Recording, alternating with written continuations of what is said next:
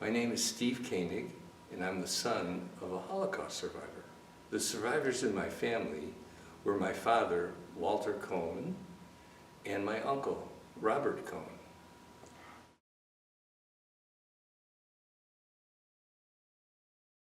For much of their life, they grew up in the same home. But Robert was actually sent to an orphanage later in his childhood. It wasn't unusual when families had 3 or 4 children. If they couldn't afford that many children, they send the younger ones to an orphanage. He didn't know my father well as a child, and he actually ran away from home when he was a young teenager.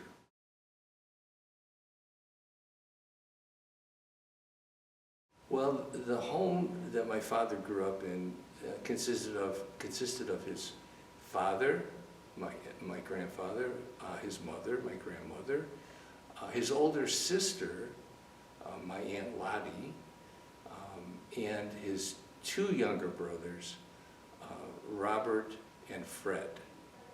They all lived in one of the districts, I think it was the 2nd district in Vienna. The 2nd district in Vienna is known for being the Jewish district, and still today it is the Jewish district.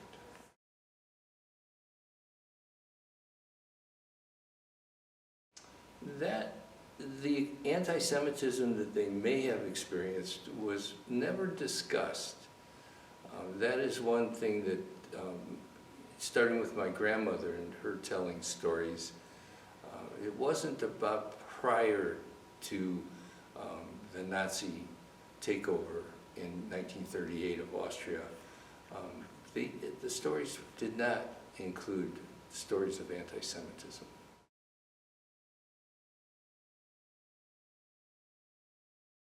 Well, when the Germans came into Austria in March of 1938, what is called the Anschluss, my father was an electrician, and like most of Europe, in the mid to late 30s, it was a very difficult time. My uncle had already run away from home and joined the French Foreign Legion, so he was no longer there. And right around that time, my grandmother and Uncle Fred, Walter's younger brother, had been able to get to the United States.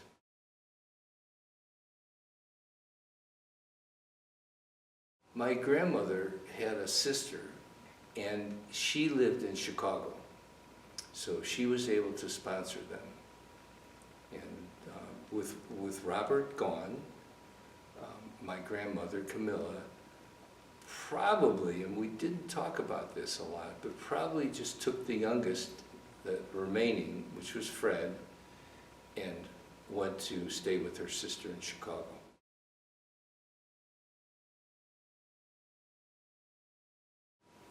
My grandmother really understood what was happening. It was obvious before the Anschluss that things were changing in Vienna. Austria had a great deal of anti-Semitism that wasn't talked about after the war, and it was there well before.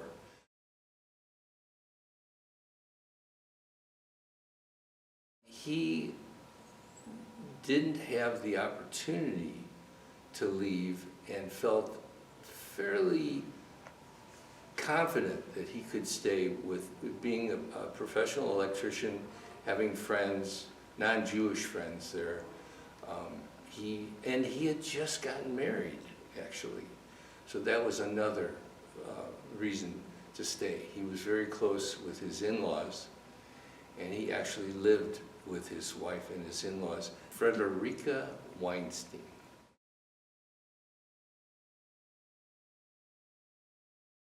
Frederica was able to escape originally with my father, and with her family. My father was able to take his in-laws, which included her parents and her brother, and they were able to escape to Italy.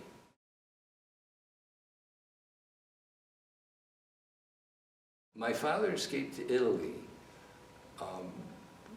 by being hidden by his friend, Anton Schmid, who was also an electrician, but he was also an Austrian soldier who had fought in World War I.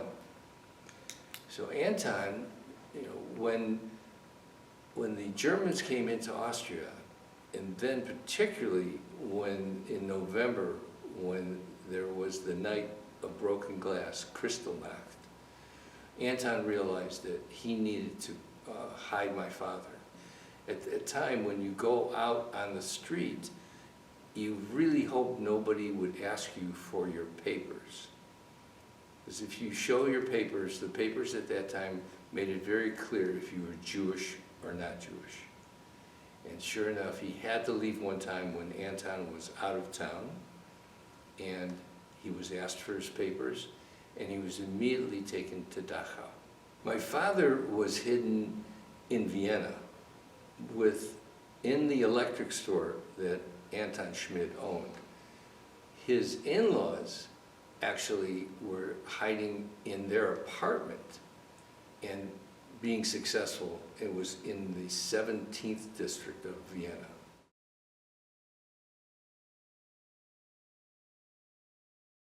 He was in Anton's store hiding from the authorities at that time, from November till end of December.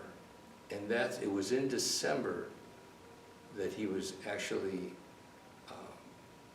identified as a Jew and sent to Dachau. At that time, the Jews did not wear a yellow star. Instead, it was very clear on their passports, their legal papers, with a large J, and often with the word Jude, J-U-D-E, and that was how most of them were identified.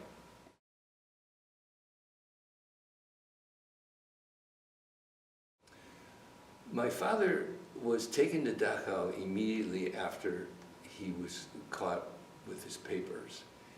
He stayed at Dachau several weeks with other prisoners. He talked about what it was like to watch others. When his name was called, he was sure that this was going to be a frightening, awful experience. And one of the reasons that he was so afraid is that prior to this, one of his inmates that he was there with had left in the morning to be interrogated, and when he came back that evening, his black, full head of hair had turned completely white. And since that story that my father told me, I've learned that, yes, under incredible stress, your hair can turn completely white in a matter of hours. So my father could recognize that, see what this person had gone through. So when his name was called, he was terrified. So when he went to be interrogated, he was expecting the worst. But what was interesting is, as he entered the room, out of the corner of his eye, he saw Anton. And he said it was so intuitive for both of them to know not to make eye contact.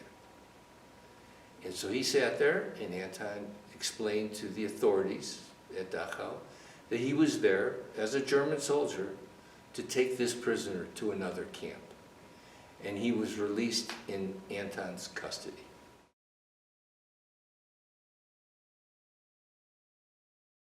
As a matter of fact, my father understood that Anton was in some ways torn. He not being Jewish, he didn't really feel strongly about what was happening until it became so terrifying. That's when Anton realized that no matter what, he had to do the right thing. But in terms of sharing with my father any reasoning, any philosophy, Anton, it turns out, was such a simple man. But he did such extraordinary things, and this was one of the first. He went on to have several years of helping Jews. He ended up in Lithuania, and there he also was smuggling Jews, and that's where he was caught and he was executed.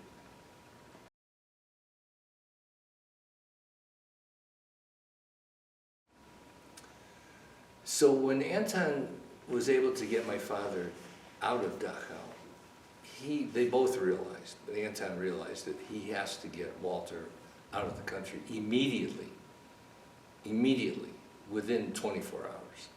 So he was able to get the paperwork done and include my father's in-laws. So my father, his wife, Frederica, I think she went by Frida, her mother and father and her brother, they all were able to get on a train and head to Italy. But the description of the trip on the trains, my father tried to explain the terror of watching the Nazi soldiers walk up and down the train. You know, that typical, what was called an SS trooper with the black boots and the sound of the boots as they walked through the train. You just didn't know what was going to happen, if you were going to be caught. But they finally made it to Genoa, and in Italy, a port city, and they waited for a boat for a long time. But unfortunately, at that time, and this was very common, the United States had quite a limit in terms of immigration. And it was based on the country you were coming from. So they were all considered Austrian citizens, and it was a limit that would not allow them to take the whole family. So like many families at that time, but the most responsible male in the group would go on the boat with the full intention of coming back as quick as possible and bring the rest of the family over. So he was chosen to leave from Italy to go to the United States because he had an aunt, the tante, in Chicago, who was there now with his mother and his brother.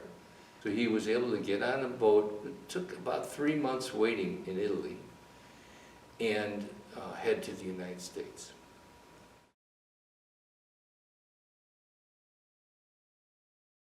Now, he left his in-laws and his wife in Italy, and Italy was different than Germany and Austria and what eventually in Poland and other countries, where the concentration camps were set up as either work camps or death camps. In Italy, Mussolini, for whatever reason, really just wanted to do more of a ghetto kind of situation, of just get all the Jews in Italy in one location. But they were able to go there with their entire families. And the survival rate was amazingly high. So that's what happened to his in-laws and his wife. They were sent to a concentration camp in Italy. And eventually, after the war, they were able to get out of Italy, and they went to Canada.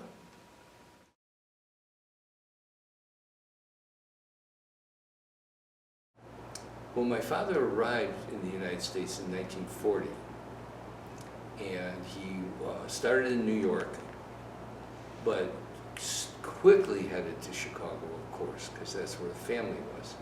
and he was lucky enough to get a job as an electrician and to actually do all the requirements for citizenship. And so he was meeting Jewish women, and that's how he met my mother in 1943 as a date, probably a blind date.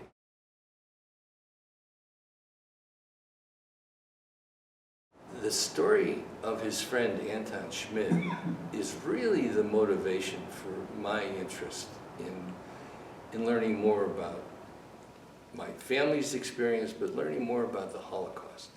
You know, I grew up with stories of the Holocaust from my grandmother, mainly stories about my uncle Robert, who survived Auschwitz. But every time the stories came up and issues came up around the Holocaust, or I'd see movies in the United States about the Holocaust, never felt very real, and it never made me curious enough to ask a lot of questions or to pursue any sort of interest in it. And I went home that night, and I was very interested, but still no needle moving. I went home and woke up the next morning and thought, could Anton have been one of the righteous that is honored at Yad Vashem? So I was able to quickly look through the list, and sure enough, Anton Schmidt. And for some reason, and this is just a few years ago, all of a sudden my interest just went through the roof. I mean, here's a story that I had made up a conclusion to. When my father told me the story back in 1980, I concluded that Anton was a German soldier who just took everyone's money, took all the Jewish family's money, and he took all their assets and, and let them escape. But, I had drawn it from my experience with the movies in the United States. So Yad Vashem immediately, this is the same morning after the documentary, Yad Vashem sends me 500 documents about Anton Schmidt. And so all of a sudden, not only did this move the needle, but it became so important for me to start to honor Anton and Walter, my father, and Robert, my uncle, honor them all by trying to talk about a positive story from something so horrendous. That Anton was an example of an ultimate upstander.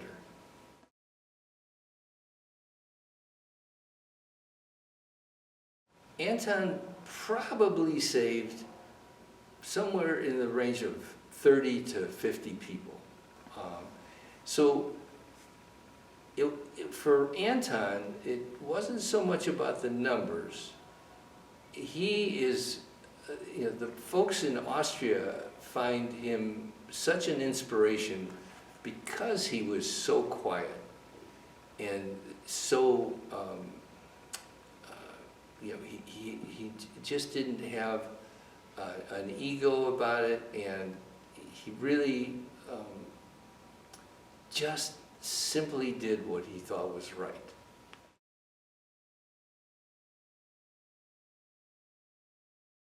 Austria has recognized Anton Schmidt as, along with several other righteous that have been honored.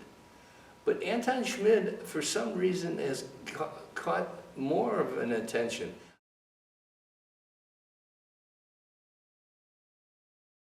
"18 years old, when Austria was starting to feel the effects of Germany's change into National Socialism. And that's when he ran away and joined the French Foreign Legion.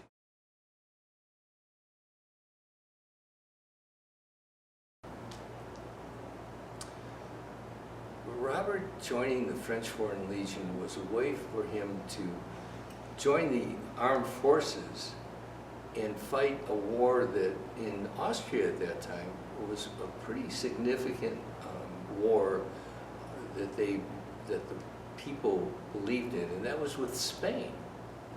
So he was fighting with the French and Austrians in Spain. And that, you know, as a young man, like so many people, he felt that that was a cause, and that's why he was there.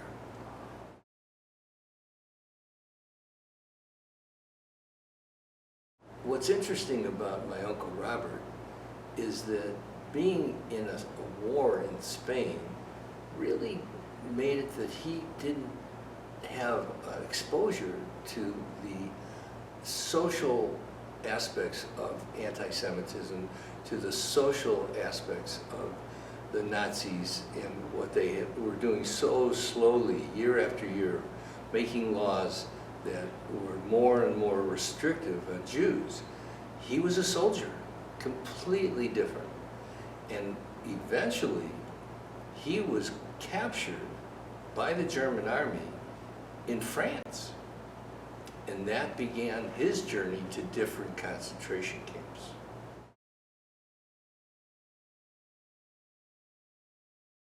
Uncle Robert was captured as a soldier, but she felt strongly that the reason he survived for so long is that nobody knew he was Jewish. He was fair-skinned, light blonde hair, blue eyes.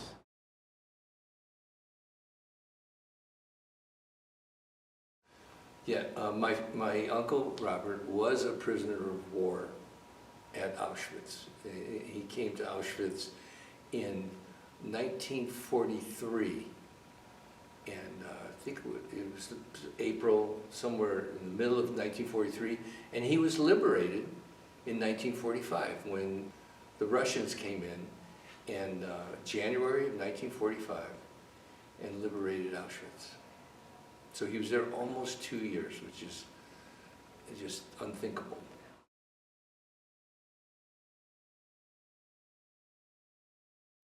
So with some translation, basically Uncle Robert was very lucky to know people in the camp, people with authority, that would, at the right time, especially toward the end, would say, don't go there today. It's very dangerous. And so toward the end there, he was guided to stay alive. And so he had, you know, like so many, but not enough, he had luck to get help when it was most needed. But he, you know, he suffered 2 years in that camp. He came out as physically as half a man. He lost 3/4 of his stomach in terms of the illness that he suffered.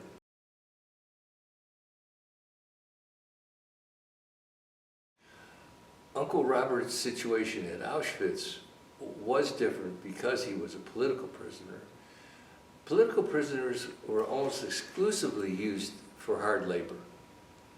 So there wasn't the choice of, if you studied the Holocaust at all, that horrible experience of being chosen to go to the gas chambers or to, you know, or to work in the gas chambers or anything like that. The labor that Uncle Robert was subjected to was purposeful, and it was to continue the war effort.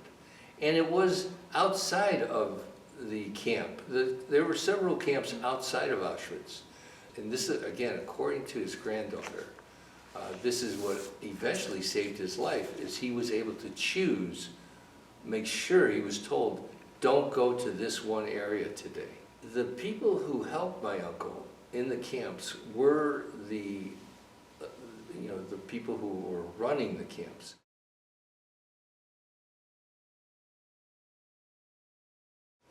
My Uncle Robert probably had such a horrible experience going through Auschwitz and surviving that he felt that he didn't want to relate to anything that would cause that kind of terror.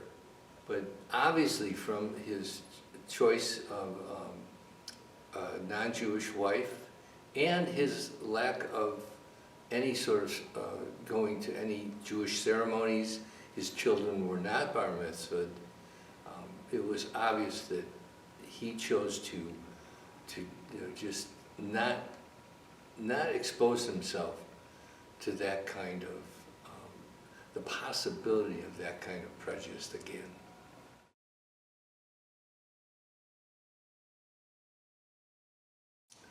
After the war, Robert, like so many, tried to go back home. He was one of the fortunate that was able to get back to Vienna. And from 1945 to probably 1955, very difficult times, especially economically. Now, by 1955, there was some sense of reparations being talked about. And by the 1970s, the government was starting to help survivors. Uncle Robert and his family were given 2 stores. They're called Tabak Trafiks, and they're small little tobacco stores. So it's a wonderful business. They're small little shops, and this was a reparation to honor a survivor, and it actually was a very good living for his family. And they continue to this day to run Tabak Trafiks.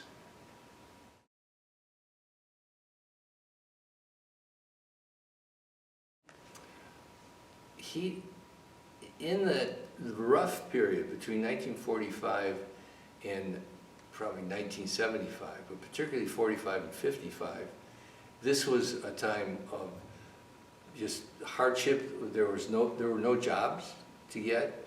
I remember Aunt Mitzi talking about how difficult it was to find food. So I think this was just living off the government. And it was, that Austria, like so many countries at that time, were dealing with strong communist influences. And so I'm sure it was just trying to survive day by day, just getting enough food to survive, especially with 2 young children.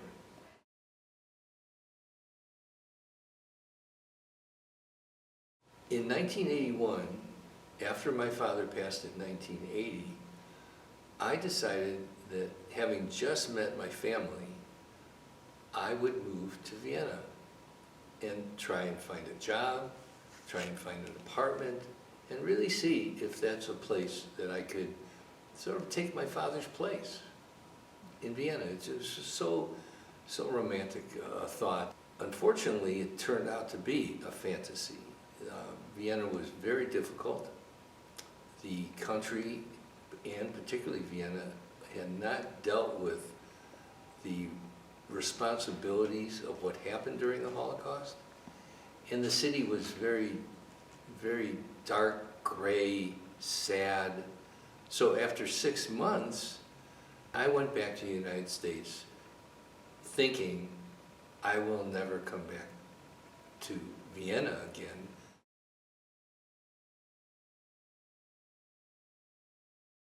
Being the son of a Holocaust survivor has really morphed into something so important. I found it interesting, but I didn't realize that there was anything to learn from my father's experience. And I realized how lucky it was that my father was alive and that I was here. But the story about the Holocaust itself, as I mentioned earlier, just wasn't that interesting.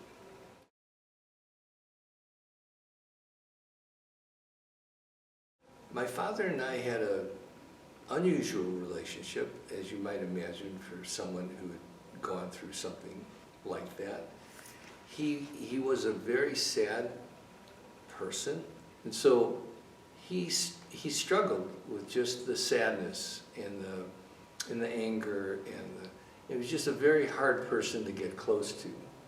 But he was my father, and I really respected him, and I also worked with him, even as a young child.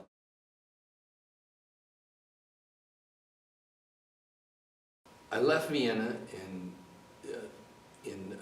1981, went back to the United States, and pursued the rest of my life in terms of professional career. And really didn't give much thought to the family that I had there, and didn't think anything was going to come of that. In 2019, I saw a documentary about the righteous among the nations from El Salvador, who had saved tens of thousands of Jews. And it was from that experience that I pursued my father's story, thinking, is it possible that the part of his story of his friend saving his life, helping him get out of Austria, could his friend be one of the righteous among the nations? At the same time, I had been told, just in passing, that the country of Austria was offering citizenship to children of Holocaust survivors. So I thought, wow, that would be interesting. I think I will try that. So having gone through the paperwork and being accepted, I am now considered an Austrian citizen since 1949.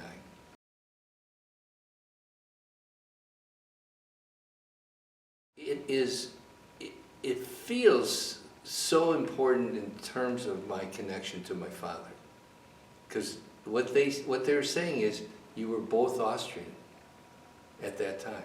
After I became a citizen and started to travel back to Vienna, I cannot express clearly enough the difference between 1981, when I tried to live in Vienna, and 2021, when I went back, 40 years later.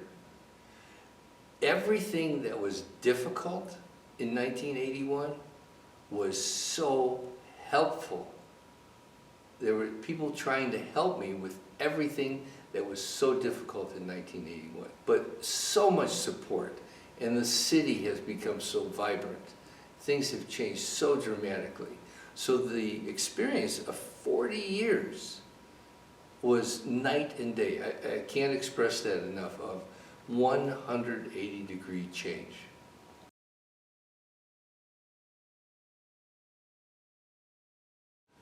We all hear about anti-Semitism, particularly in Europe in general. And we know it still exists in many of the countries, including Austria. But similar to the United States, I personally don't feel the intensity of it. And it's very similar in Vienna. You know, yes, you have the protests and the groups that say awful things, but they're very few and far between at this stage. What is happening from my perspective, what I've been exposed to, is this momentum from the Austrian government, which started in the 90s, of taking responsibility for what really happened, is working to the point where the anti-Semitic energy is on the sort of on the fringe.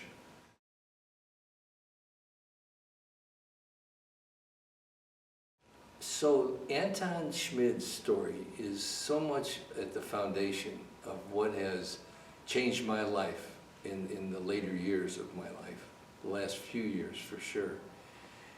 And what I learned from Anton is a term that isn't so much used for him or by him, the term upstander. I actually heard it first at the Anne Frank Foundation exhibit in Sarasota, Florida. I was a docent, and they referred to upstanders, and they were referring mainly to the righteous among the nations. I have taken that so personally, knowing how, because of an upstander like Anton, I exist, and the fact that we all can be upstanders in the simplest ways. And as I practice that in my life, it is so rewarding, and there's a depth to it to share that with children and adults. So I've become over-the-top focused on talking upstanders, how we all can become them, and knowing that is going to have a positive influence. And I know Walter, Anton, and Robert would be so proud.